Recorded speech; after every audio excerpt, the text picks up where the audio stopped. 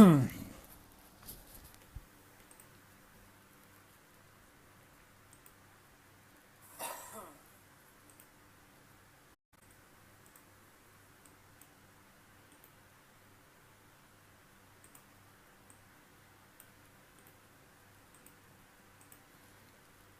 ئازیزان، یەک دەقەبا کاکە بێستون دڕێی ئەگەر هاتبێتە سەر لایڤەکە بۆی کە ڕایکێشمە لایڤ بۆ بینێرمە پێیجیش.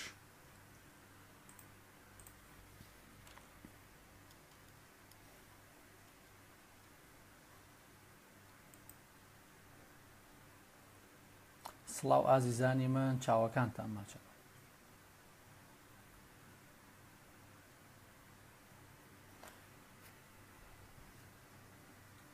قوربانە بم، قوربانە بم. یەک دەقەبا من ئەلێرە بزانم کاک بێستون ببورن ئازیزان. بێستون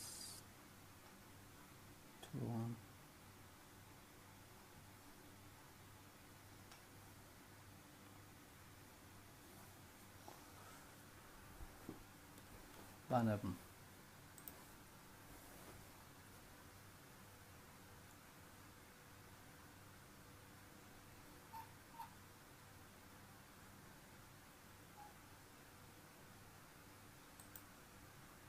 سڵاو لە ئێوەی گوڵ، من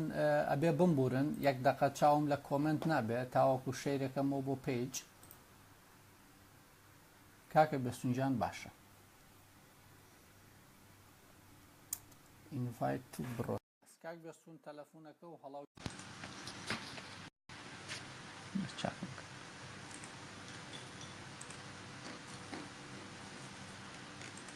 ئەو یەک کێشەمان هەیە، من ئەمەم کردووە بە ئۆکەی ئەبە بیکەمە پابلیک بۆی کە بتوانم لە پیجیش دای بنێم.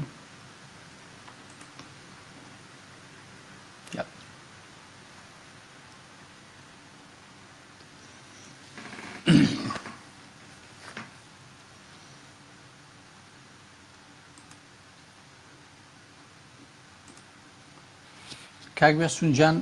ئینڤیتیشنم بۆ ناردوویت، ئەگەر وەری بگری.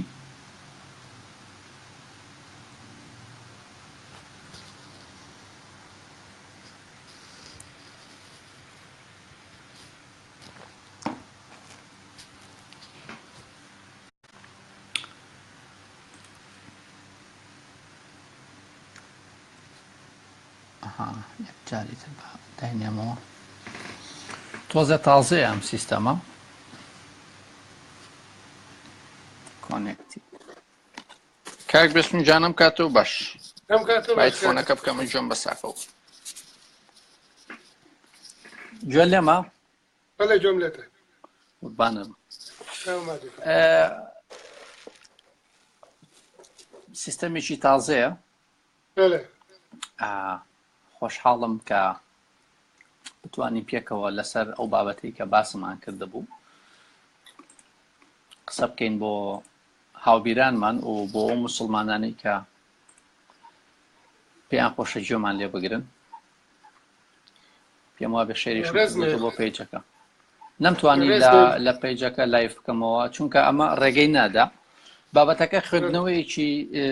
خوێندنەوەی هەڵەی موسڵمان لە هەمبەر ئایدۆلۆژیاکەی خۆی. پێم خۆشە جەنابەت چیت هەبێت لەسەر ئەو بابەتە. پێشەکی من سڵاو و ڕێزمێ بۆ هەموو خۆشەویستانی کە لێرە ئامادەن، ئەوانەشی کە جنێوێن شەڕە جنێو لەگەڵ کەس ناکەین،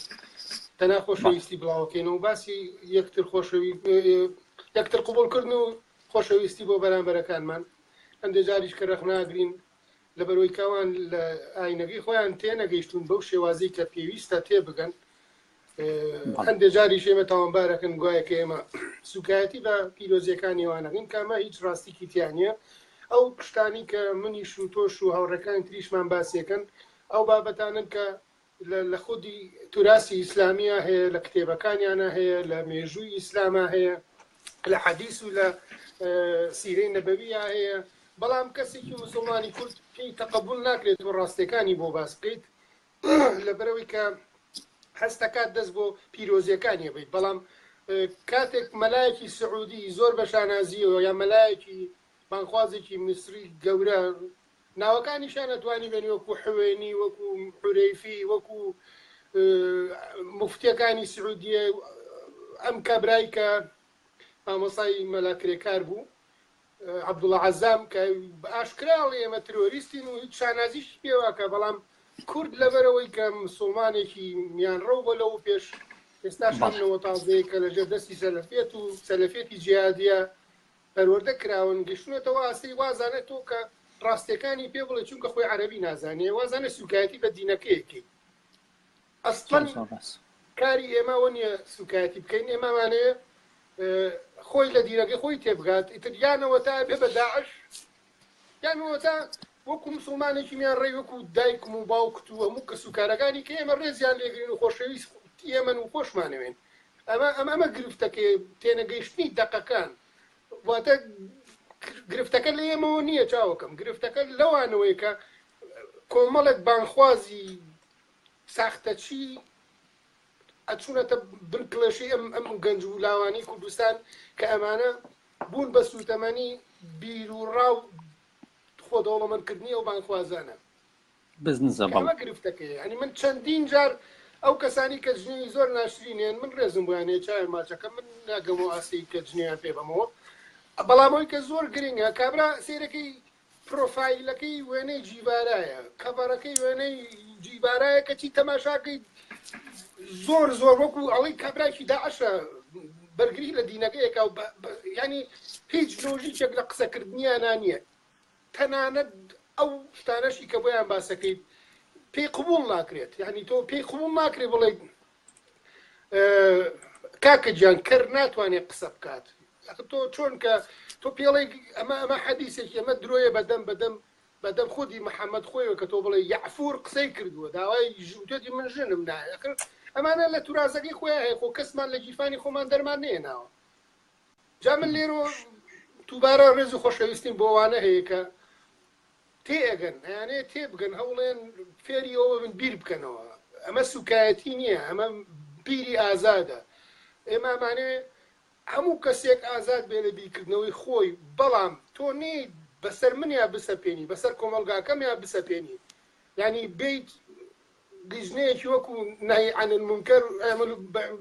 معروفی و نهی عن المنکری سعودیە دابنێت ئەو هەیئەیە کە لە پۆلیسیش دەسەڵاتی زیاترە. یعنی ئەمانە لەگەڵ لە کوردستان دەسەڵاتیانە بێ زۆر لەوە خراپترەکەن. بۆ نمونە دەسەڵاتی کوردی بۆیە ئاوا دەرگای واڵا کردو بۆ ئیسلامگەرایی لە کوردستانە بۆ ئەوەی کە خەڵکیان بۆ گەوش بکەن. ئەوان وەکو عینەن سیستەمە کۆنەکەی سعودیە کە وەهابیەکانیان هێنا وتیان کۆمەلگا بۆ ئێوە دەسەڵات بۆ ئێمە. ئەمەیە دابەشکردنی دەورەکان لە کوردستانە. ئەوەی کە ئەژڵێ دەسەڵاتی کوردی ئەلمانیە دیارە یەک سەرەواو چییە لە ئەلمانیەت نازانێت. ئەو کەسانەشی کە بانگەوازی دژی ئەلمانیەتەکەن خۆیان لە وڵاتە ئەلمانیەکان هاژین. بەڵێ قوربانم کاک بەسونجان، من دەستی خۆش بێت بۆ هەموو بەردەوامی لەسەر تەوەرەکە بەڕاستی و من پێم خۆشە برایانی مسلمان هەر لێرەوە تێگەیشتنێکیان هەبێ بۆ ئەمەی کە نازانم ئێمە 5 خولەکە چەندێکە لایڤەکەمان کردوتەوە. من سەرەتا هاتم تەنها تەوەری لایڤەکەم باس کرد و پێشکەشی کاک بێستونم کرد و تا کاک بێستون قسەکانی تەواو نەکرد من قسەیەکم نەکرد. ئەمە پێوترێت قسەکردن لەسەر بابەتێک بە شێوازێکی لۆژیک و ڕێگەدان بە یەکتری. ئەمە یاسای جیهانی نوێیە بەڕاستی کاک بەم شێوازێ، یعنی هەتا تۆ تەواو نەبی من قسە ناکەم، هەتا من تەواو نەبم بە ڕێزە قسە ناکەی، بەڵام کە ئەمە یاسایەکە بە هیچ شێوازە لە شێوازەکان ڕەچاو ناکرێت لە ڕۆژهەڵاتی ناوەڕاستە. ئەگەر جەنابەت هەموو ینی بە دیندار و بێدینەوە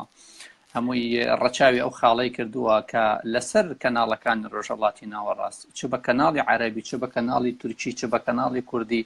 کاتێکە بۆ نمونە بەرنمەیەک بە ناوی ئیتیجاه المعاکس یعنی دیدی پێچەوانە بۆ نمونە ئەکرێ ئەبینی ئەم دوو کەسە مەجای یەکتری نادەن تۆ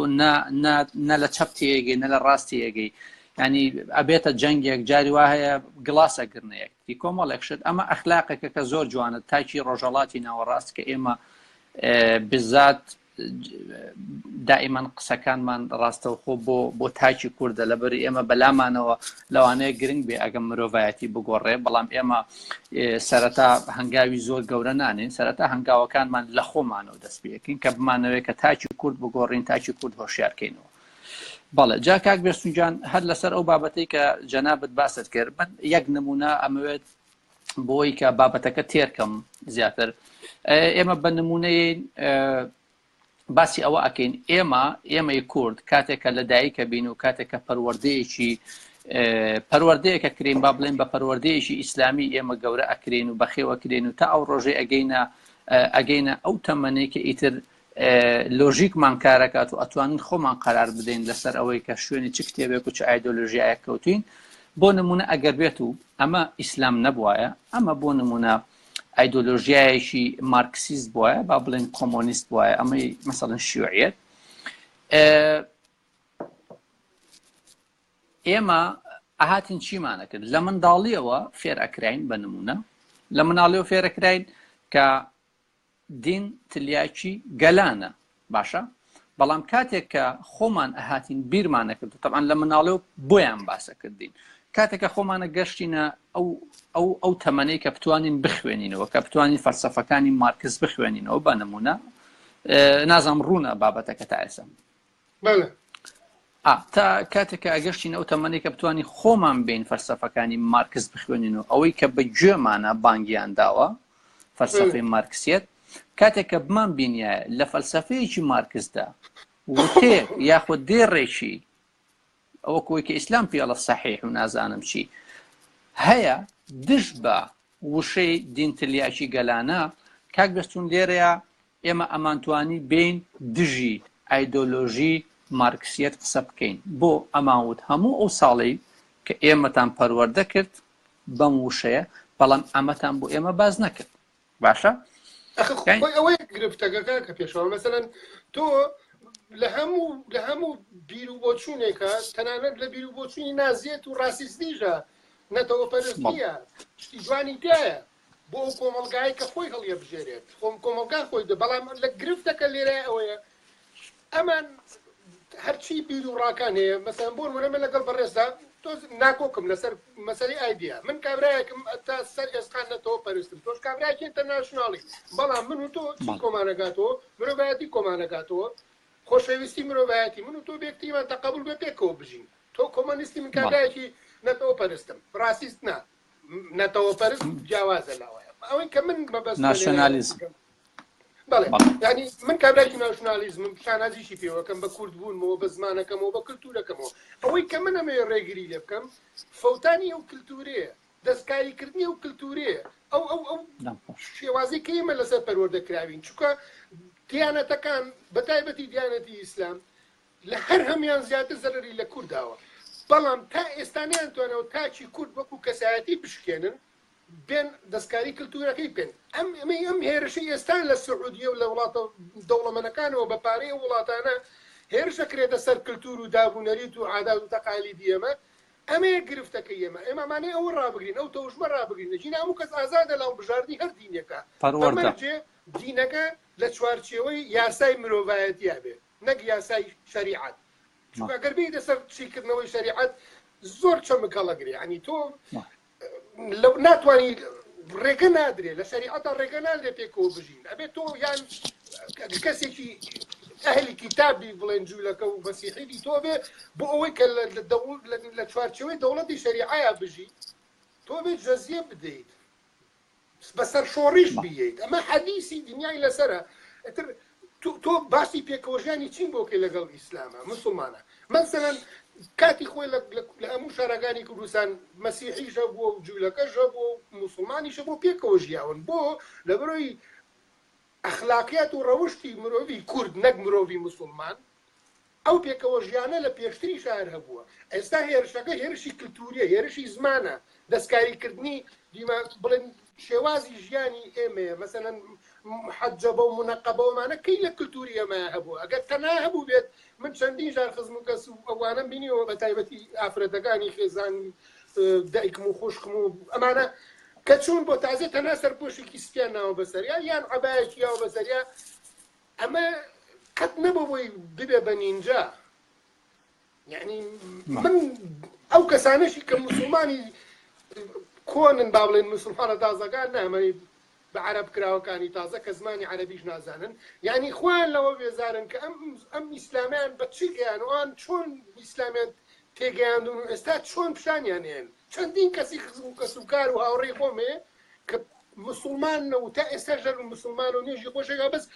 گاڵتەی بەم شێوازی ئەم ئیسلامانی ئێستایەکە لە عەرەبی سعودیە و لە وڵاتانی خلیجەوە ئیمپۆرت دەکرێت بۆ ناو کوردستان و هێنێت و فەرز دەکرێت بەسەر کللتوری توێە ئەمەیە گرفتەکە چاوە ببورە سەرشم پێ بڕی نانە دەم خۆش کاک بەسنجان ناتەوەرەکە گرنگەوە لەسەر تەوەرەکە ئێمە بەردەوام بین زۆر جوانە بە نمونە چ تاچێک لە تاکی کوردی ئێمە جگە لە مەلاو بانخوازەکان کە لە کوردستانە وەکو ئێمە هەمومان ناومان ناون داعشی نووسو کە داعش باشترین نمونەیە بۆیە ئێمە قسەی لەسەرەکەین کام لە بنەماڵەکانی ئێمە کام لە خزم و کەسوکار و نزیکەکانی ئێمە داعشیان قبوڵە کەسیان یعنی ئەوە خودی مسلمانان ئەڵێن داعش کاکە پێشەوە ئەوەی کە جێی سەرسوورمانە مەسەرەن هەموو مسلمانانە داوای دەوڵەتی خەلافەت دەکات تەنانەت دەگەر خەلافەتی عوسمانیش بگەڕێتەوە یعنی هەر لە کۆمەڵەوە هەر لە یەکگرتووەوە هەر لەوانەی کە لە دەرەوەی کوردستانن بە شانوباڵی هەردووگانە هەڵێن بۆی کە خەلافەتی عوسمانی بگەڕێتەوە ئێمە وەکو جەردەستەی دەوڵەتێکی عوسمانی نوێ بین باشە تۆ مووسڵ داعش خلافت نبوو هیچ فرقی خلافەتێکی داعشین پێ بڵێ لەگەڵ خلافەتێکی خولەفای ڕاشیدین هەر خەلیفەکانی پێشووتر خلافەتی عوسمانی هیچ فەرقێک نییە ئەسڵەن ئەمەی کە داعشی کرد ئەمە ئەو پەرەپێدانە بوو ئەو هەوڵە بوو کە ویستی بە هەمان شێوەی کۆن خلافەت دووبارە بێتەوە یعنی زاتۆیت باسی هەرچی موسڵمان هەیە خەونی خلافەتی هەیە ێ باشە خلافەتی ئەنیچی لەسەر چ منهەجێک ئەگەر جگە لەو منهەجەی جیابێ لەو منهەجەی داعش ئەدی خلافەتێکم بۆ بێنن کە لە ئەو منهەجەی داعشە جێی نەبێتەوە زۆر ڕاستە جا من بزەبت ئەمەوێ ئەوە بڵێم هیچ تاکێکی کوردی ئێمە داعشی قبول نییە ئێستا بۆ نمونە ئێمە لەناو بنەماڵەکانی خۆمانە کاتێک کە لە دەممان دەرئەچێت یاخۆت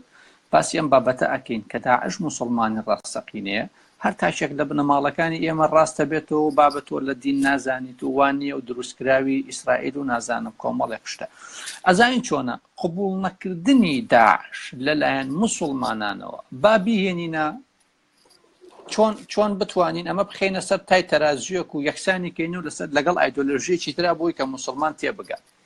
کاکەت ببوورە کاکە پێشەوە تێنەگەیشتە لە دینی ئیسلام کە تۆڵی داعشی ئیسلام نییە خۆی دش بە ئایدۆلۆژیەکەی خۆیەتی بزڵت خۆی لە ناو خۆیان دژی خۆیەتی بەڵام لە ژێر لێەوە جنێوێ لە ژێر لێەوە سوکایەتیش ناکات ئەنی ئەوەندەی سوکایەتی بە من و تۆکات کە ئێمە لە خەمی کللتوری نەتەوەکەمانین لە ڕووی نایە سوکایەتی بە داعش بکات ئەڵێ داعش دروستکراوی ئەمریکای و دروستکراوی ئیسرائیلە بەڵام نایەت ئەوەندەی نیوەی من و تۆش جنێی بێبات چکاگەر بێبات سوکایەتی بە خۆیەکات تا ئێستا هەرچی شت هەیە لە مەسەرەن قسەی ناشرین و شتانە لەسەر ئێمە بڵاوکەن ئەگەر ڕاست دەکەن ئەو پەیجە ئیسلامیانە و کەناڵی تەلەڤیزۆنی ئیسلامیانە یا هەر ئەو بابەت ئەو لایەنە ئیسلامیانە باسی درڕندەیەکی داعش لە کەناڵەکانیانە فشان بن ناتوانن نەمدیوە بە بەڵگەبی سەرمێنن بڕینەگەکرێ ببورە کە لە کاتێکا سەربڕینەگەکریان کەسێک ئەسووتێنرێ یا کەسێک ئەخینچێنرێ بە حەدیث و بە ئایەت فلیمەکە و پێی ئەڵێت یعنی پیشانە دەیەکە دینەکەی من ئەمەیە ئیتر تۆ چۆن نەتوانی دژی شتێک بیت کە خۆت باوەڕت پێێتی لەبەرەوە ناتای نەقەتەوە ناکات بێت دژایەتی بکات مەلاکرێکان بە ئاشکرا لە تەلەڤیزۆن و لە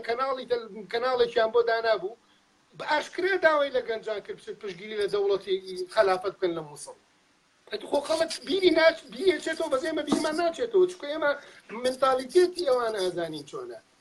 تێگەی بانخوازی ئیسلامی کوردی جا من مەبەستم ئیشیان گەوجاندنە نانەدەم خۆش جا من مەبەستەکەم لەوەیە ئێستا بە هیچ شێوازێک منطقێتی تیانە کاتێک کە تۆ جوولەکەیەک ببینی جوولەکەیەک بێت دژی ئایدۆلۆژیەتی جوولەکە قسە بکە بێت نەسخی تەورات بکە بێت حکایەتەکانی تەورات بە خورافە بزانێت و لە هەمان کاتیشدا پێ بڵێ من کەسێکی جوولەکەم و شانازی پێوە ئەەکەم ئەمە بەڕاستی زۆر مەسخەرێ و تا سەرێسپانە من مەهزەلێ و لە هەمان کاتیشا لە باب ئایدۆلۆژیایەکی تریش بێنین کەسێک بهێنی خۆی بە مارکسی بزانێ و دژی ئەو تیۆریەی مارکس قسە بکات کە لەسەر سەرمایەداری مارکس نووسیوێتیەوە بۆ ئەم جیهانە تۆ بیت خۆت بە کەسێکی کۆمۆنیست بزانی و دژی سەرمایەداری و نووسراوەکانی مارکس قسە بکەیت دژی کتێبی ناوی چییە؟ ماتریالیزمی دیالکتیک و ئەم کتێبەکەی ترم بچێ بارحاڵ دژی بارحاڵ کتێبەکانی مارکس و تیۆریەکانی مارکس بێ قسە بکەیت دژی ماتریالیست قسە بکەیت دژی ئەوەی کە مارکس و فریدریک ئانگلس و لینین چۆن لەسەر بابەتی مادە قسەیان کردووە بیت ئەمانە ڕەفزکەیتەوە و شانازی بکەی بە مارکسیەتەوە ئەمە بەڕاستی پێی ئەوترێ مەهزەلێ عەقڵ کاکە بێسونجان کێشەکەت لێرەدا ئەوەیە من شخصی خۆم لەگەڵ چەندین جار تووشی ئەم کێشەیە بوومەتەوە لەگەڵ چەندین مسلمانە دانیشتوم پێوتم کاک پێشەوە بۆ دژایەتی دینی ئیسلامەکەی من و تومە چاوەکەم وەرە با لێرەیە دابنیشی من و تۆ لێرە من بۆتی ڕوون بکەمەوە کۆمەڵێک شتم خستووەتە بەردەسی کە دینەکەی تۆ ئەمە ئەڵێ ئەم فەزاحەتی تایە ئەمەی تایە ئەوەی تایە مەسەلەی کوشتن مەسەلەی دوو لە ڕووی هەموو برادەران کە گویان لێ مەسەلەی چوزانم سێکسکردن مناڵگاین چوزانم ئاژەڵگاین فڵان فیسار و توێتی من هەموو ئەمانم ڕەفزە باشە کاک بێسوو من هەموو ئەمانم ڕەفزە بەڵام مسلمانیشم ئەخر کێشەکە لێرەدا من تێناگەم کە تۆ بێ کتێبەکە کە پێت وایە کتێبی خوددایە کۆمەڵێک ئاەتی تێدا ڕەفزکەی هەفتە ئاەتی کوشت و کوشتاری تێدا ڕەفز بکەی ئەی تۆ دوای چی کەوتوی ناکرێ پێمان بڵێ تیۆری ئەم دینەی تۆ تیۆری ئەم پەیامبەرەی تۆ چی تازەی هێناوە بۆ مرۆڤایەتی کاک بێستون من ئەمەوێت لە کۆتاییدا لە کۆتایی ئەم بڕگەی قسەکردنانی منە بیگەێنمەوە بۆ شتێک و زۆر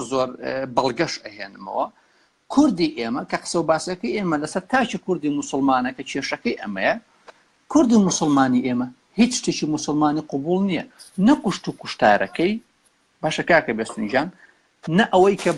بەکەر فڕێ بێ بۆ عاسمان نە ئەوەی کە زەوی لەسەر پشتی گایەک و هێلکەیەک و ئەم شتانە بێ کۆمەڵێک شتی نازانم نە ئەوەی کە سەفوان سێکسی کرده بێت لەگەڵ عایشەیە ئەوەی کە مسلمانان پێڵێ دایکی مسلمانان کە دایکی مسلمانان بێکاتە سەفوان باوە پیرەتە ئەنجا هەموو ئەمانە ڕەفز ئەکا هەموو ئەمانە ڕەفزەکە بەس چی قبوڵە کاکە بێستون ئاخر وشەی من پیاو سالاری مسلمانی ئێمە جەنابەت ئەگەر متابعەت کرد بێ وەرە لە نووسینێکی ئێمەدا لە لایڤێکی ئێمەدا لە ڤیددیۆیەک لە بەرهەمێکی ئێمەدا لە ژێریەوە بابەتەکە ئەسوڕێننەوە بۆچی ئەی ئەگەر خوشک و دایکتان حیز بوو ئەی ئەگەر خوشک و دایکەکە حیز بوو ئەی ئەگەر تۆ ئیسلام نەبوویتایە دایکی خۆتت باوکی خۆتت بۆ نازانم هەموو کێشەکانە گەڕێتەوە بۆ ناوگەڵ کەواتە ئێمە لێرەدا لێ کۆڵینەوە لێ بکۆڵینەوە بۆمان دەرەکەوێت کە کوردی مسلمان تەنها لە پێناوی لە ترسی ناوگەڵ و لەبەر پیاو سالاریەکە ئیسلامی قبوڵە هیچ شتێکی تری ئیسلامی قبوڵ نییە کاک بێسونجان بەس لەبەر پیاو سالاریەکە بەڵێ ئەزانیم خۆی گرفتەکە لای ئێمەوەی مەسەرەن خەڵکی لای ئێمە دینی بێ یان ئایدیالیست بێ وەکو بڵێن مارکسی بێ شیوعی بێ مسلمان بێ ئێمە هەموو شتەکان بە سەطحی وەرەگرین یعنی تۆ تەماشای کەسێکی حیزبی شیوعی کۆم کە کابرا ئێستاش هەیە ینی لە ئەزال هەیە ئەندامی حزبی شیوعیە کەچی بە ڕۆژووە بێت زۆر جیاوازن لە یەکتری ینی تعزیە و فاتحادایە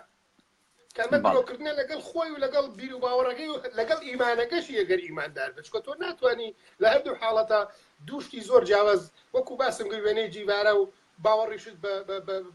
بە ئیسلام هەبێت باوەڕت بە مانەفێستۆ نەبێ جیڤارە ئەوەی لای من سەیرە ینی من دائیمە وتومە ئەگەر کەسێک بێوێت سەر بە هەج ئایدیایەک بێ سەر بە هەج دینێک بێ پێش هەموو شتێک ئەبێت تۆ هەموو دینەکە بزانی ئێستامە من چەند جارێکی تریش ئەمەم باس کردووە باسی فتوحات بکەی یان باسی داگیرکاریەکانی ئیسلام بکەی خۆ کاتانەی کە داگیرکاریەکان دەستی پێ کردووە کتێبێک نەبوو بە ناوی کتێبێکە ناوی بڵی ناوی قورئانە یعنی کتێبێکی کامل نەبووە لە دوای مردنی محەممەد قورئان دروست کرا بڵێ مەسەلەن لە سەردەمی عوسمانە هیکرا بە یەک مەسحەب وانی ترەمی سووتێنران و لە ناو بران کە ئەمە یەکەم سەرەتای مێژووە بۆ سووتاندنی قورئان مەسحەب بڵێن کە عوسمانی کوڕی عەفان ئەگەر بێتە سەر مەسەلەی تاوانباری تاوانبارترین کەسە لە سووتاندنی مەسحەبەکانی ترە یەک دانیێڵ بژاردۆ بە دڵی خۆی بە ئارەزوی خۆی و کۆمەڵە کەسی هێناوە کردوێتی بە شایەت کە گوایە ئەمە بەمە تەواوەکەیەتی ئەژڵێن قورئان دەستکاری نەکراوە و مەسحەبانەی کە سووتا چیڵێوانە ڕاستتر نەبوون هیچ بەڵگەیەک قورئان بە زەممە و فەتحە و کەسرە ئەگۆڕێ بەڵێ مەسەلەیەکی تر هەیە ئەم شێوازی دینداری لای ئێمە من هیچ گلەی یەکم لە خەڵکی کوردستان نییە بە گەنج و بە پیریژیانەوە تۆ 1400 ساڵ لە مناڵیەوە تۆ پێت بڵێن تۆ مسلمانی ناچاری بەرگری لە شتێ بکەی لە ترسی عەزابی قەبر لە ترسی دۆزەخ لە ترسی ئەو شیشەی کاچێ بەسەرتا لە ترسیەوەی کە هەڵەواسری بە مەمنگ لە ترسیەوەی کە قورقوش بیتواواکەن بە دەمتا تۆ لەگەڵ ئەم خورافات و لەگەڵ ئەم درویە بە پەروەردە بوو بیت ئاسان نی وازی لێبێنی بە مەرجێکیش بە دوای ڕاستیەکانە نەگەڕێ بەڵام کاتێک کە خۆت بە دوای ڕاستیەکانە گەڕایت و ڕاستیەکانت بۆ دەرکەوت مێژووی ئیسلامت بە خوێندەوە مەسەلەن بزانیت مەسەن بوخاری کێیە مسلیم کێیە ئەبوو هورەیرە کێیە ئایا ئەمانە چەند نزیکیان نەبووە لە پەیامبەری ئیسلامەوانێ چەند نێوانیان هەبووە کا بڵێن زەمن مەسەلەن 100 ساڵ زیاتر بوخاری دوای محەممەد حەدیسەکانی بۆ کردوێتەوە جگە لەوە لە هیچ شوێنێکی دنیایان نییە لە هیچ شوێنێکی دنیاە دەستنووسی خودی بوخاری هی خۆی نیە مەسەرەن خۆت کە کتێبێک ئەجێڕنەوە نەنا کە تۆ کتێبێک ئەنووسیت کە ئەبێ بەسەر چاوە تۆ ئەبێ سەر ئەسڵەکە بمێنێت بۆی بتوانانی لەسەریشت بکەیت بەڵام لە هیچ شوێنێکی کتێبی بوخاری بوونی نییە بە هیچ شێوەیە بوونی نییە بڕۆ سێرچی کە خەڵکی تر نووسیوێتەوە بەس دەستنووسە ئەسڵەکە بوونی نییە جامە بەستی من لێنایە چییە تۆ کاتێکە ئەبی بە کەسێکی ئیمانداری تر هەچ ئیمانێ بێت یعنی بودی بێت ئیسلام بێت جوولەکە بێت مەسیحی بێت تۆ ئەگەر بتوێ باوەڕت بە شتێکە بێ بە خۆت بە دوای ڕاستیەکەیە بگەڕی نەک ئەوەی کە تۆ بۆیان کێشاویت لە مناڵی وەکو ئەوی کە چۆن لەسەر هەوێکت نووسراوە لەبەرەوەی تۆ دایک و باوکت ئیسلامە بێت تۆش ئیسلام بیت ئەنی تۆ هینی هەڵبژاردت نییە بەدەست خۆت نییە ئەنی شتێک کە تۆ خۆت نەتوانی هەڵی بژێریت ئەمە وەکو عیسای لێ خۆی عیسا هاوڕێکی خۆشەویستمان کاگاران شتێکی زۆر جوانی باس کرد جارێکیان ئەوێ عیسا باجی بڵێن نیکاحێکی ناشەرعی دایکیە مەریەم لە خێزانێکی ناودار بوو ئەم ناشەرعی کە کردی ئەم جیماع ناشەرعی بڵێن ئەم گانەی کە دای بووی ئەوەی کە عیسا ببێ بە زەحیە بۆ دایکی بۆ چکە لەو سەردەمەشە مەسەلەی ڕەژم هەر هەبووە لە جوولەکە ژار هەیە بە دیانەتی ئەوە ڕەجم کرایە بەڵام وتیان خوا فوی کردەوە بە قنیا نەوەی پێغەمبەران بوون هاتوون چیان کردووە بە عیسایان وت شتێکیان بۆ دروست کرد شتێکی خەیاڵی تۆ ڕۆحی خوای خوا هاتووە تۆی فوی کردۆ بە ناو قاچی مناو تۆی لێ بوویت تۆ بووی بە ئەوە یعنی تۆ لە مناڵیەوە پێت بڵێن تۆ پێغەمبەری بێگومان زۆر ڕاستە ئەوە دەرونیە پێغەمبەری اینجا خەڵکیش ئەفسانە و بۆ دروستەکان ئەزانی کە عیسا پێیزانی کە کوڕی خوانیە ئەو کاتی کە بەسەر دارەکەەوە بوو بزمانەکانیان لێ هەر هاواری کردخوا بەینەکە اینجا تێگەیشت کاڵ خەڵەتاوە بەڵام تازە قسە بۆ چێتە تێگەیجا موسڵمانی لای خۆشمان هەتاکو بەو دارای هەڵنەوە ئاسرێت تێ ناگات کە نایەوێت لە دینەکەی خۆی تێبگە ناوێت باوەڕ ڕۆ بێنە کە ئەم دینە کە ئەم بۆی دروست کراوە بەسەر یاسە پێنراوە نەکەوەی کە خۆی هەڵی بژارد بێت ببوورە جان عفوم بکە نانە قسەکەت بکە ببوورە ببوورە مەسەر لە کۆمەلگای پێشکەوتووە بە تایبەتی وڵاتانی کە ئێمە تایەژین کەس نە دین بە زۆرە سەر پێنرێ بەسەر کەسە نە بە زۆریش ئەڵێن نابێ بێدین بیت ئەنی ئەمە زۆر جوانە تۆ مناڵەکانی من لێرە لە پۆلی 5 و 6 و 7 سەرەتایی و بنەڕەتیەوە هەموو دیانەتەکانیان بۆ خوێندنەوە هەموو دیانەتەکان لە منهەجی دراسی مەکتەبەکانە هەیە پێیان ئەڵێ ئەمە مەسیحیەتە ئەمە جوولەکەی ئەمە ئیسلام ئەمە بودیزمە تۆ کە خۆت عەقڵت کامل بوو بەڵێ ئیتر لە 18 ساڵێ تۆ خۆت بڕیارەیە ئێستا من مناڵەکانی من ئەگەر بژ بن بە هەز دینەکەڵ بژێرن من ڕێگر نابم لێیان چونکە بۆ ئەبێ بە قەنەعەت خۆی گەیشت بێتەوە بگاتەوە نەتیجەیە کە ئەمە بۆ ژیانی من هەڵە بژێرم بۆ من ڕێگر نییە ببوورە فەرموو ناجاخۆ هەر سەبارەت بۆی کە دینەکان ئەوەی کە شتێکی غەڵەتیان بۆ باس کراوە ئەگەر تۆ متابعە بکەی مشکلەکە ئەوەیە هەموو دینەکان کە شتەکانیان بۆ باس کراوە وەکو ئەستوڕەیەک بۆیان باس کراوە وەکو حەکایەتێک بۆ نمونە هەر هەمان حەکایەتەکان و هەمان قسە خوشەکانی سۆمەریەکان کە کردویانە سەپارەت بە باخچی هەڵواسرا و فڵان و فیسار و ئەمسەر و ئەوسەر و ئەوانە یاخۆت هەمان ئەوەی کە لە خاچی کەنعاندا کەنعانیەکان هاتوون مەسەلەن وەکو چۆن ئێستا کە ئێمە پەرلەمانێکمان هەیە قسەی تێعاکرێت و ئەم شتانە یاخۆت سژنێکمان هەیە لە هەولێر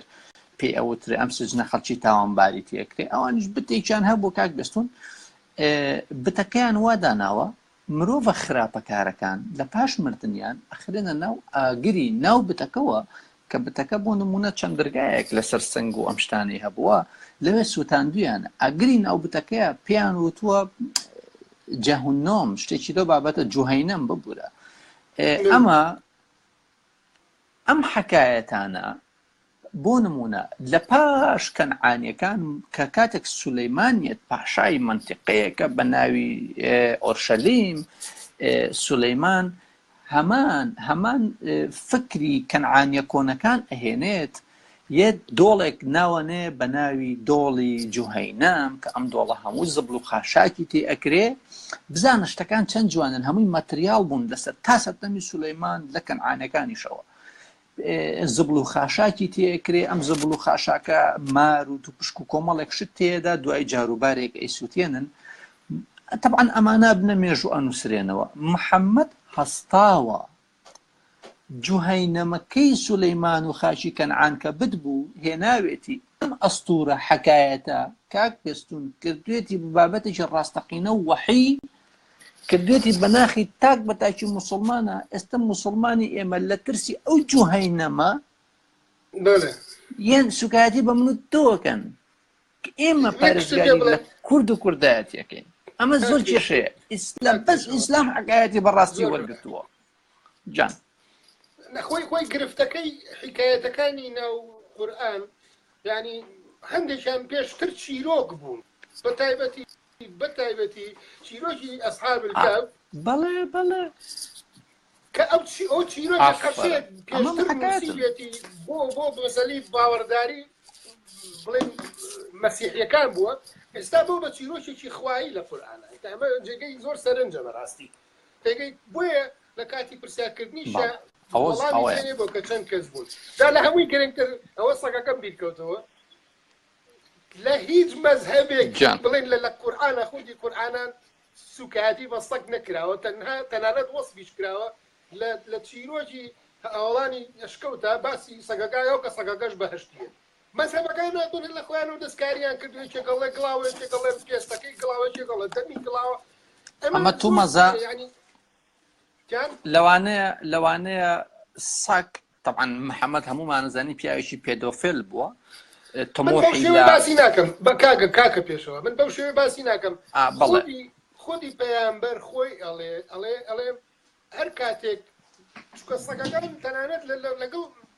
بڵێن ئەو کەسانی کە مسلمانەکان ژیاون خۆ لە قەسری گەورەیان نەبوون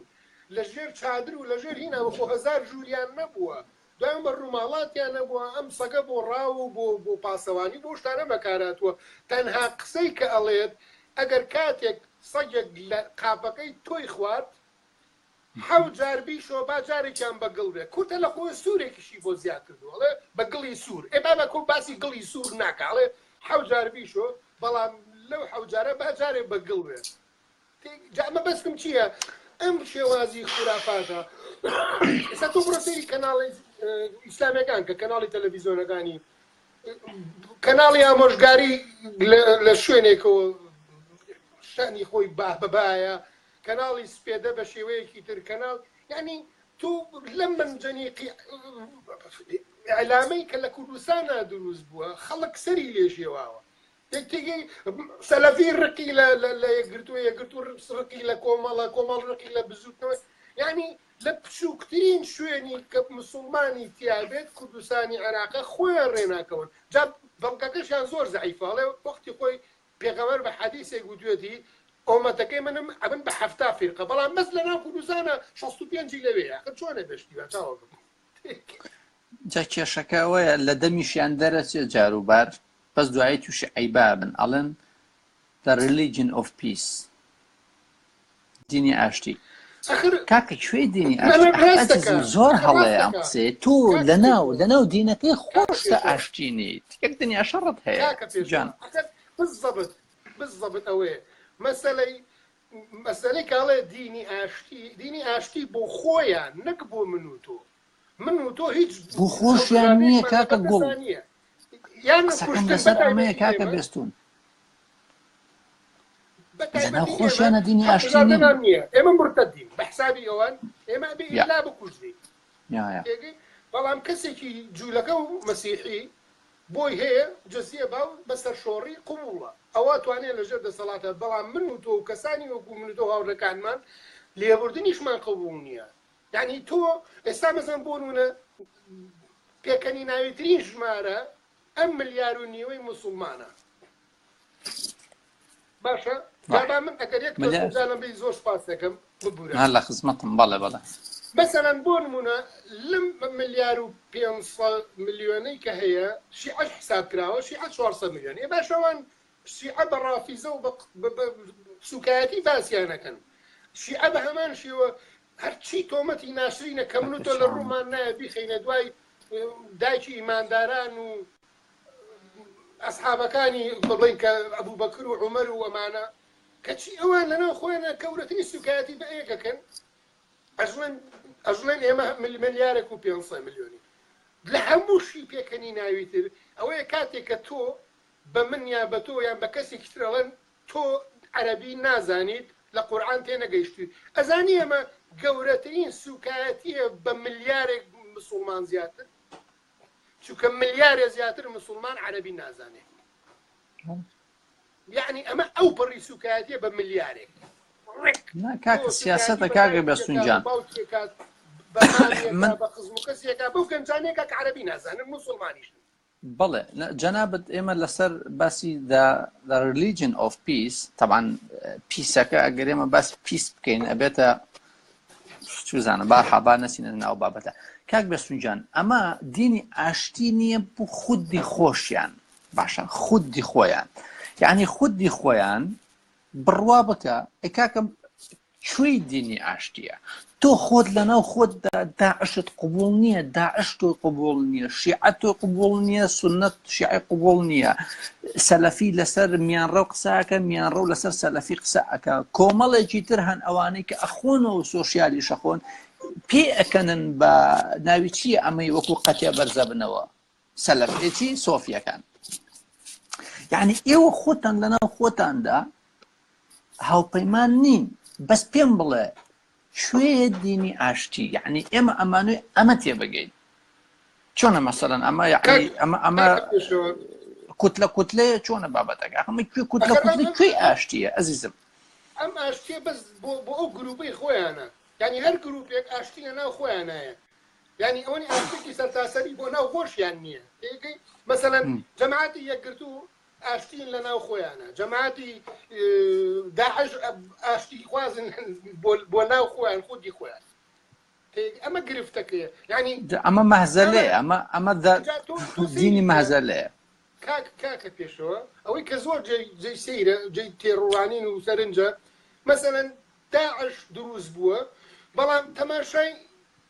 پێشینەکانی داعش ناکەن مەسەلەن داعش لە چوە سەرچاوی گرتووە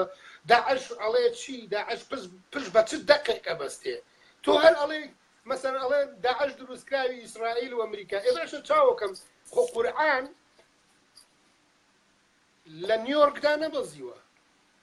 ئەی بوخاری خەڵکی تەل‌ئەڤیڤ و ئەوانە نییە چاوەکەم ئەمانە هەمووی دەقی ئیسلامین و وجودیان هەیە بەس کە تۆ شارەزاین نەبێ گرفتی من نییە باشە جگە لەوەش قەیناکە تۆ چۆن ئەگەر دینێک متەکامل بێت و بڵێ کە ئەڵێ کە لە لەوحی مەحفوظە یعنی قورئان پارێزراوە تۆ چۆن ئێڵی دوو وڵاتی وەکو ئەمریکا و ئیسرائیل دینەکەت ڕێی پێبات بەکاری بێنێ بۆ ناشرینکردنی باشە ئەگەر تۆ ئەڵەی داعش ناشرینی ئیسلام ناشرینەکە ئەی باشە کاکە ڕۆژێ لە ڕۆژان مزاهرەیە بکەن خۆ پیشاندانێ بکەن هەر نەبێ یەک کەتیبەیەکی کاملی ئیسلامی پاک هەڵبژێرن لە دژی داعش بڵێن ئێمە ئیسلامی باشین لەبەرەوەی داعش ئیسلامی سوو کردو ئێمە چی شەڕ لەگەڵ داعشەکەین ئۆکێ بەس لێرە چی ڕۆیە کاک بەستون بۆ ئەوەی کە بابەتەکە زۆر گرژ نەبێ بۆ ئەو موسڵمانانی کە ئێستا گوێیان لە ئێمەیە ئەگەر ئەو کەتیبەیە ئەو گروپە دروست بێ ئەم ڕێکخراوە ئەم ناوەندە دروست بێت بە ناوی ئیسلامەوە دژی داعش بوەستێتەوە ئەبێت چی بکە کاکە بێستونجان ئەبێت لە ناو کتێبی قورئاندا دەیان ئاەت ڕەفسکە لە حکمی ئیسلامیشدا هەچ کەسێک ئاەتێک ڕەفسکە ئەبێتە مرتەد کەواتە ئەمە بە هیچ جۆرە لە جۆرەکان ناکرێت کەواتە ئیسلام دینی ڕیفۆرم نییە دینی 1430 ساڵ لەمەوە پێشە کاکە پێشەوە دای مەسەلە چییە خۆی ئەمان بۆ خۆ دەرباسکردن لە کۆمەڵە پرسیار کە خەڵکی تر لیانەکەن مەسەلەی ناسب و مەنسووکیانێ ناوتە پێشەوە تێگەی یعنی بۆ نمونە تۆ کاڵی ئاەتێک نەسخ بۆ تۆ ئەبێ بستڕێتەوە وانە مەسەلەن یا ئەڵێ ئەم حەدیسە زەعیفە ئەبێ نەمێنێ بەڵام ئەمان بۆ ئەوەی کە کاری پێ بکرێ بۆی کاری پێ بکرێ بۆ فێڵ لە من و تۆ لە خەڵکانی تر ئەم ئاەتانە و ئەم حەدیسانە و خۆی ماوە مثلا بۆ نمونە واز لە حەدیث بێنە من باسی هەفتە ئاەتی منسوخت بووە منسوخ کە ئێستاکە ئیسلامیشی پێەکە کاک پێشەوە کاک سامان عوسمان اینێکی نووسی و ئەڵێ تکایە لەکم دینکم وەلی بەڵێ ئاگام لێتی کاک سامان ئەمان هاوڕێیان زۆر ببورن من نامەوێ قسەی کاکە بێستون قەتعکەم و خۆشتمان تەوەرەکەمان تێک نەچێت زۆر سپاس بۆ کۆمنتەکانتان چاوەکانتان ماچەکەم ئەو لەکم دینکم وەلیە دینی ئەوە بە ئاەت نەسخ بۆتەوە هەر موسڵمانێکی ژەڵێوانیە فەرمو من بەڵگەی ئاەتەکەی تری پێڵە بکە نەسخ بۆتەوە لە کۆمنت بنووسێ من ئاەتەکەی تری پێڵم جاچاوەکەم ئەم ناسک و منسوخانیە سەری لە موسڵمان خودی خۆشیان شێوانوە مەسەن بۆ نمونە ئاەتێکی دوور و درێژ هەیە کە بۆ محەممەد هاتوۆتە خوارەوە بە تایبەتی بوو ئەو ینی باشە ئێستا محەممەد 1400 ساڵ مردووە باشە ئێستا و ئاەتە بۆ ماوە یعنی بۆ چی ماوە کاری چی پێ ئەکرێت نە حکمی پێکرێت نە هیچ شتێکی پێکرێت ئەوەی ئنا حنا ئەزواجک و بەنات و عەموکە ئەمە ئاەتە ئەخر هیچ کاری پێ ناکرێت چکە لاخیراڵێ بەس بۆ تۆ ئیتر کە ئەو نەمە ینی ئاەتە هیچی پێ ناکرێت بۆ تازە لە قورئانە ماوە باشە ئەو مردووە مەسەلەن ئەو تۆپیوە نەماوە مەسەلەن ئێمە بە چی بین ئەم ئاەتە مەسەن بە کەڵکی شێت یعنی ئەبێت گۆڵچیەشی ئیسلام بێت و ئێمە ئەو ئاەتی بەسەراهینکەین یعنی مەسەلەن کاکە پێشەوە بەسەرەی گرفتی موسڵمانان ئەوەیە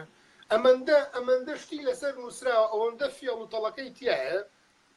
چکە زۆر مەتاتیە دینی ئیسلام زۆر لاسیکیە بە ئارەزی خۆ دەتوانانی ڕای کێشیت ئەگەر بە شافعی نەبێتوانی بە مالکی شتێک بکەیت ئەگەر بە مالکی نەبێتوانی بە حەنەفی بیکەی ئەگەر بە حەنەفی نەبێتوانی بە حەمبەلی بیکەی ئەگەر نەبێ بە شەمە خزریەکەی هەردوو جەک دنیا ناوێ ئەخر مەسەر قورئانێک کە کتێبێک بێ کتێبێکی ئیلاهی بێ ئەبێ ئەڵێ بە زمانی بە لیسانن موبین هاتووە ینی بە زمانێکی زۆر پاراو هاتووە بەڵام لە ساڵی ١٤ کۆچیەوە یعنی چەند هەشتا و چەند ساڵ دوای مردنی محەممەد دەست کراوە بە تەفسیری قورئان هەتا ئێستاش لە ساڵی ١٤ کۆچیەوە هەتا وەکو ساڵی ١٤30 کۆچی تەفسیری بووە پێ کتێبێکە ئەمەنە باشە 6,000 چەند نایەتە نەزەم والحاصل باشە من زیاتر نامەوێت مەسەڵەن زۆر درێژیکەینەوە کاکە ئارامی ژەڵە تەواویکەن تااقەتمان نەما زانین کاک بێستون پرسیار تۆزە کاگارم هەرەوە ئەخلاقی هەیە زۆر عەزیەتی تۆ ئەیاوە من حەقم نییە کاگارم خۆشەویستی منە یەکێک من لەوانەیە کە بە مامۆسای خۆم ێزانم بەڵێ نا بەڕێزە کاکارم کەسێکی زۆر منتیق و جوانە کاک بێستون قورئان سەیریکە کاتێکە بێستون دڕێی یاخۆت مەریوان هەڵەبجی یاخۆت کاکفاتە هەرێکێک لەو دکتۆر پشتیوە هەرێکێک لەو پیاوە ئازادی خوازداران کاگارام جەلال بەس کاگارام کو لایڤ ناکە هەر خەریکی سوعبەتە ئەمانە کاتێکیان ئاەتێک ئەخوێننەوە یاخۆت شتێک بابەتی قسەی لەسەرەکەن موسڵمانان لەسەر فەتحەیەک کەسەیەک زەمەیەک دەیان کێشەی لەسەر دروستەکەن ئۆکەی مشکلە نییە ئایا ئێمە لێرەیە بە دوو شێواز بە بەڵگەوە هەمانە کە قورئان ئەکرێ قسەی محەممەد هەر نەبێ ئەمە یەک چونکە محەممەد نەماوە قورئانیان نووسیوەتەوە و کۆیان کردوتەوە دوو کاتێککە ئەم قورئان و تەرتیباتە نووسراوە گەرنتی چییە کە فەتح و کەسر و زەممەی لەسەر بووە و هەر لەسەری نەبوو ئەمانە بۆی زیاکراوە بەڵێ ئەخەمش ئەمە ئەڵێم من بۆیە شتەکان 100% ناڵێم دەبەرەوەی ئەگەر لە من بپرسی من پێم وایە محەممەد خۆی لە خۆیدا ئەسڵەن هەر وەهمێ بێ دروستکراوی دەستی سیاسەتێک بێ بۆمانەوەی کەرامەتی عەرەب ئەمە ڕەئی منە بۆیە من قسە تاسد لەسەر دین قسە ناکەم ئەوەی کە خۆیان هەیەن و باسی ئەەکەم لەسەر ئەم بابەتە قسە ئەەکەم تۆ کە قورئانێک فەتح و کەسر و زەممەی نەبووە بەس تەنها نووسراوەتەوە تۆ توانی بە هەموو شێوازێک شەدەی تێ بکەی کەسری تێکی فەتحەی تێکی زەممەی تێکی باشە تۆ بۆچی ئێستا لێرە گیر ئەدەی بە کەسێکی ئازادی خوازەوە بەس تەنها لە پێنا و بەهانەدا باشە یعنی ئەمە من کێشەکە بەڕاستی بزە لێرەدایە و ماڵەدا بچگەرە ئەخۆی خەریکە دەمار و مەمارمەینتە دەرەوە من ناکەم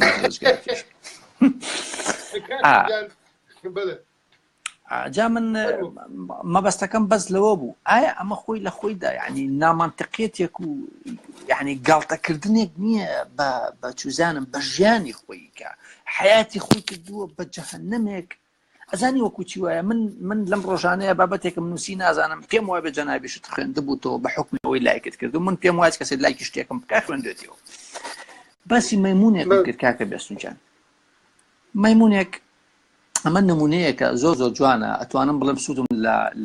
لە فەلسەفەی ماتریالیستی دیالکتیکی کتێبی مارکسی وەرگرتووە مەیمونێک فێر کراوە بەرمیلێک بناسێت ئاوی تێدایە ئەم بەرمیلە عفو ئەم مەیمونە وا فێر ئەبێ کە خاصیەتی ئەم بەرمیلە ئەوەی کە تێدایە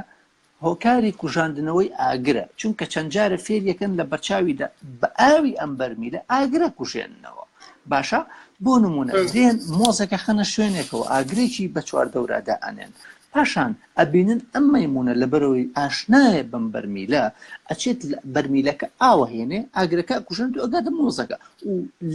لە تیۆریەک و لە کۆڵینەوەیەکی ترە هەمان مەیمون بەرمیلەکە لە دوورەوەدا ئەنێن مۆزەکە هێنین ئەخێنە سەر شتێک لە ناوەڕاستی ڕووبارێکدا باشە لە شوێنێکدا لە ڕووبارێکدا مەیمونەکە مۆزێک لەوێدا ئەنین ئاگری بۆدا ئەنین مەیمونەکە نایە لە ڕووبارەکە ئەو هەڵگرێت بیکات بە ئاگرەکەیە بیکوژێنێتەوە ڕاکە بۆ ئەو سەر لە بەرمیلە کۆنەکە ئاوە هێنێ بە چنگ ئەهێنێتەوە بۆ کوێ بۆ ئاگرەکە بیکوژێنێتەوە ئەمە چییە ئەمە تۆ لێرەدا لەم تیۆریە فێر ئەبیت کە ئەم مەیمونە ئاشنا بووە کە خاصیەتی ئەو نازانێت کە خاصیەتی هەموو ئاوێک بۆ کوژاندنەوەی ئاگر ئەشێ ئەو پێی وایە تەنها ئاوی بەرمیلەکە بۆ کوژاندنەوەی ئاگرەشێ تێگەی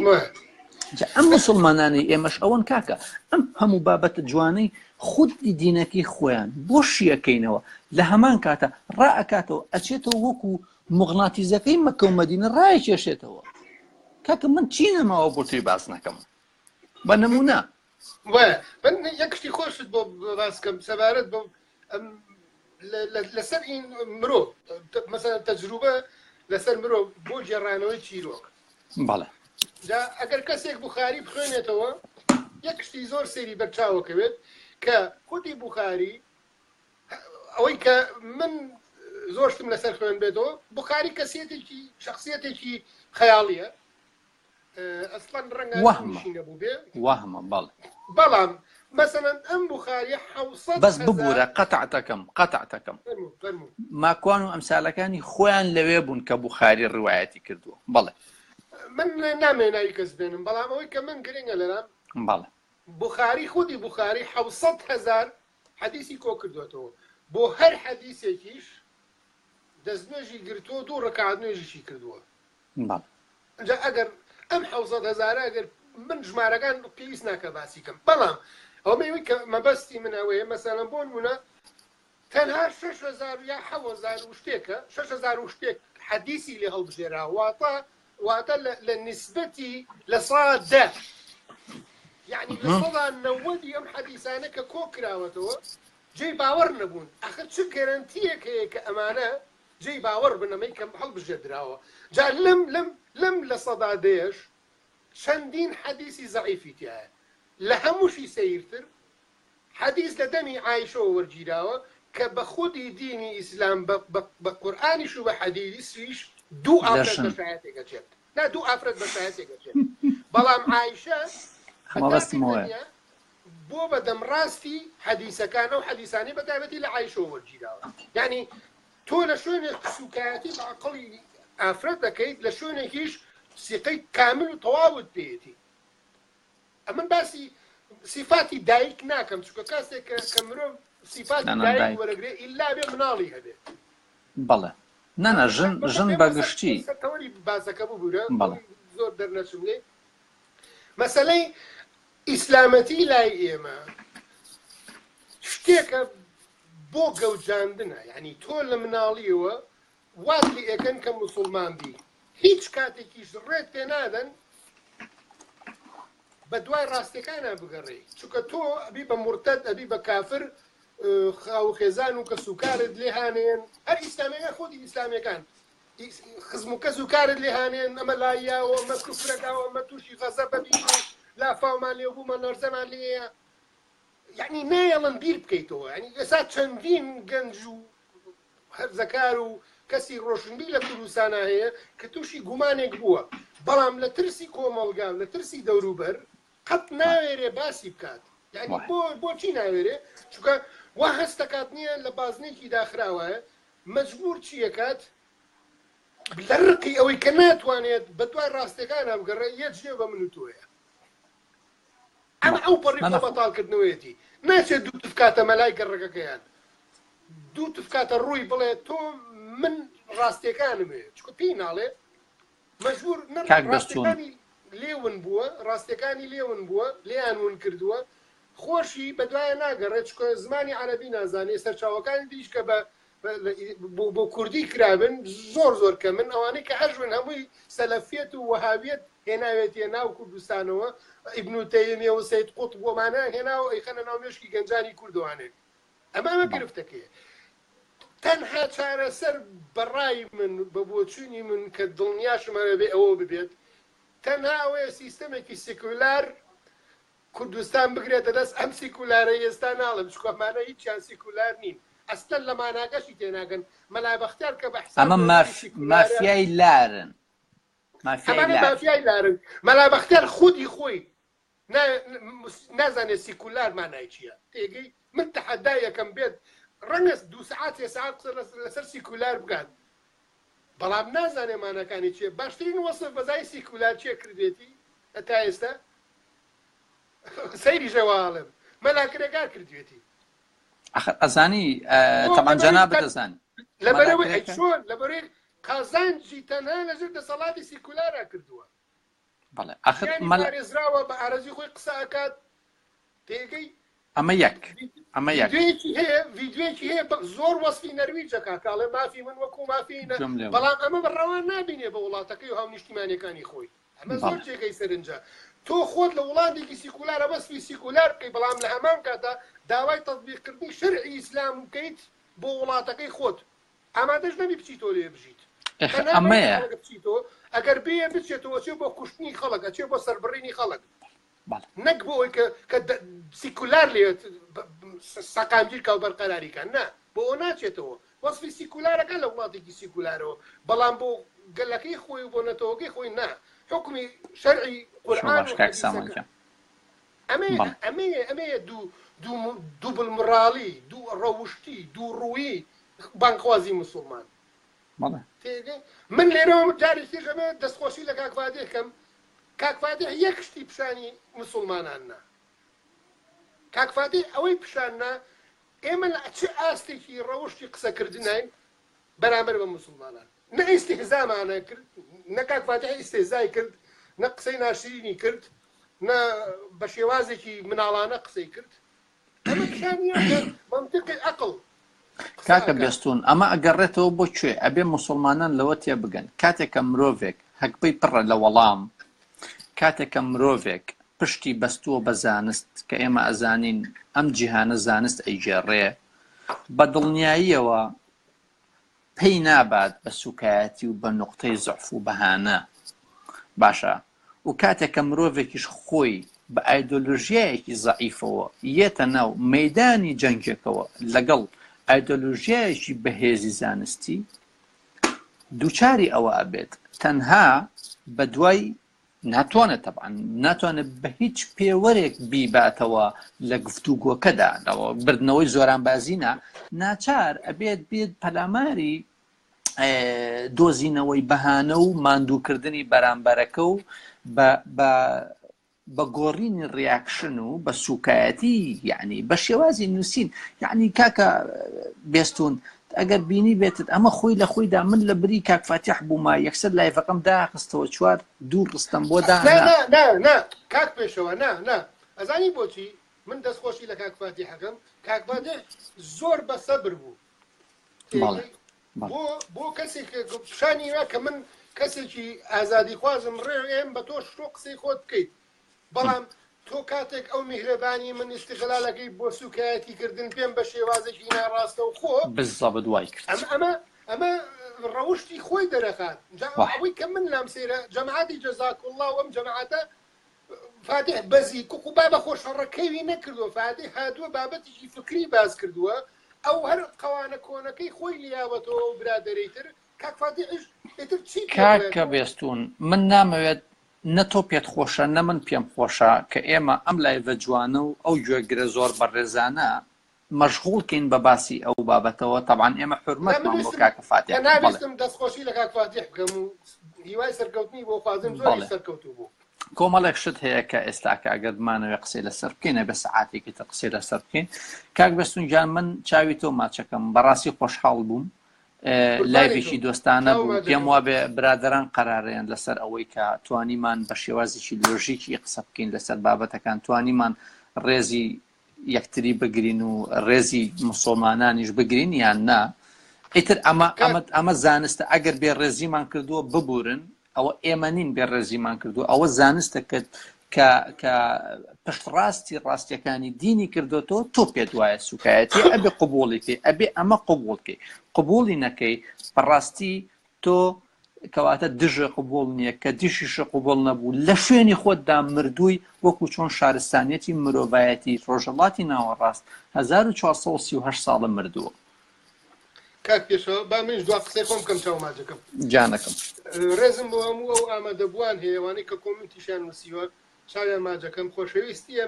من خودی خۆم ڕقم لە کەس نییە هەموو کەسم خۆشەوێ لەبەرەوەی من باوەڕم بە یەک ژیان هەیە من لەم ژیانە هەوڵێم خۆشەویستی بڵاوکەمەوە نە شەڕەجنێ و نە قسەی ناشرین نەبێ ڕەوشتی نەسوکایەتیکردن نەبختان دروستکردن بۆ خەڵک منەوە کاری من نییە هەر کەسێکیشەوە کات ئازادە بەڵام من لێرەوە بە هەموو کەس دەڵێم هەر بیر و ڕایەک و ئیمانێکت هەیە لە چوارچێوەی ماڵی خۆتە لە خزمەتم ڕێز دەگرمە و خەمە سەرسەرم بەڵام بیتە دەرەوە بەسەر دراوسەکەت یا بسە پێنی من ڕێگرم لێت ئەمە پەیامی ئەمێ هیچیش داوامان زیاتر نەکردووە داوامان کردووە کەس سەر ببڕین داوامان کردووە کەس کوژین هەموو کەس ئازادە هەڵبژاردننی هەر دینێک و هەر بیر و ڕای ئەمەی جەنابەت باسیەکەی ئازادیەکی ئەکادمیایە بەرحاڵ دەم خۆشکاکە بەستونجان بەهەشت ئەوەیە کە ئێستاکە من و تۆ ئەم ساتەمان بە دڵخۆشی بەسەر بردبێ ئەو خۆشەویستانەکە گوێیان لە ئێمە گرتووە ساتێکی خۆشیان بەسەر بردبێ بەهەشت بەس تەنها ئەو ساتەیە کە لە ناویدا ئەژی هەوڵ بدە ساتی خۆش بۆ خۆت دروستکە کات ساتێکی خۆش هەموو لایەکە لە خۆشییا بن سوپاس